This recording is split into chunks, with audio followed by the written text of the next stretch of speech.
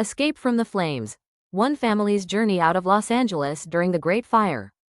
October 2020. A month that would forever change the landscape of Southern California. Amidst record-breaking temperatures and unprecedented wildfires, one family faced the ultimate test of survival.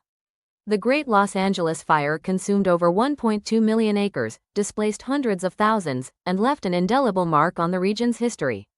This is the detailed account of the Johnson family's harrowing escape from the inferno. Meet the Johnsons. John Johnson, a 45-year-old structural engineer specializing in seismic retrofitting, contributing to the city's resilience against earthquakes. Dr. Lisa Johnson, age 42, a respected climatologist at UCLA, whose research focuses on the increasing frequency of extreme weather events.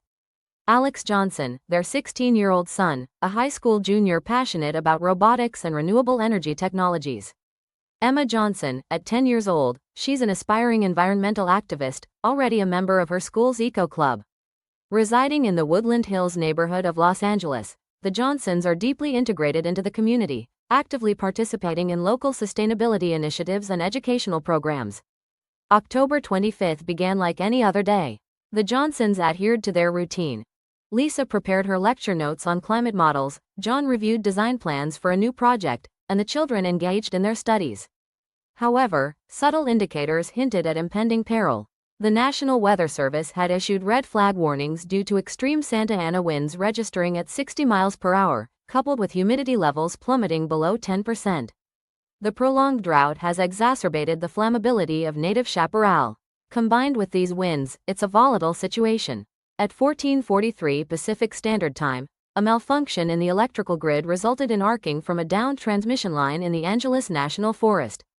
Within minutes, the dry underbrush ignited, and the fire began its relentless march towards urban areas.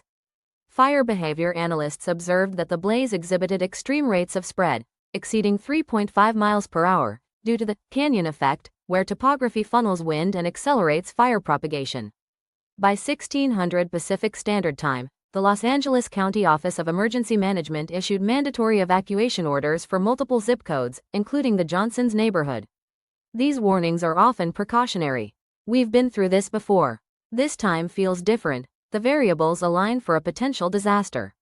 We need to prepare. At 17:30 Pacific Standard Time, power outages swept through the area, severing communication lines.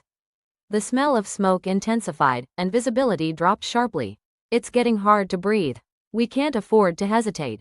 We're leaving now, prioritizing vital documents, passports, birth certificates, property deeds, and irreplaceable items such as family heirlooms. The Johnsons faced the painful task of determining what to abandon. We have to be pragmatic. Safety first. The family ensured their two pets, a Labrador Retriever and a tabby cat, were safely crated for transport. Exiting their driveway, they encountered immediate gridlock. The main evacuation routes were overwhelmed, with vehicular speeds averaging less than 5 miles per hour. Traffic data indicates severe congestion on all arterial roads. We need an alternative. Several key highways, including the 101 and the 405, were closed due to fire encroachment and poor visibility. Fuel became a critical concern as gas stations either lost power or exhausted their supplies amidst the surge in demand. We're down to a quarter tank.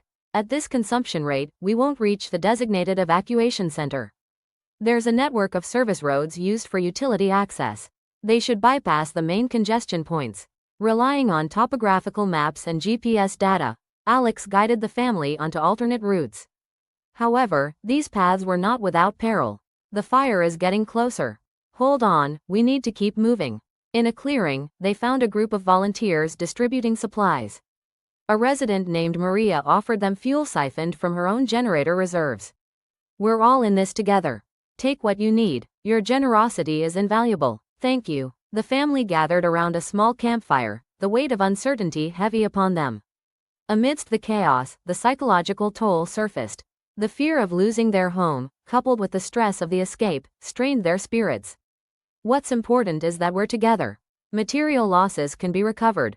By 22:15 Pacific Standard Time, the Johnsons reached the Santa Clarita Emergency Shelter, one of the primary centers established to accommodate over 50,000 evacuees. Cell service is back. I'm notifying our relatives of our safety. Reports indicated that the fire had destroyed over 10,000 structures, with estimated economic impacts exceeding $15 billion. The Johnsons grappled with the high probability that their home was among the losses. What about our house? We'll face whatever comes together. On November 15, the containment of the fire reached 100%. The Johnsons, along with many others, were escorted back to their neighborhood by authorities. Approaching their property, they find their home reduced to ashes. 30 years of memories, gone.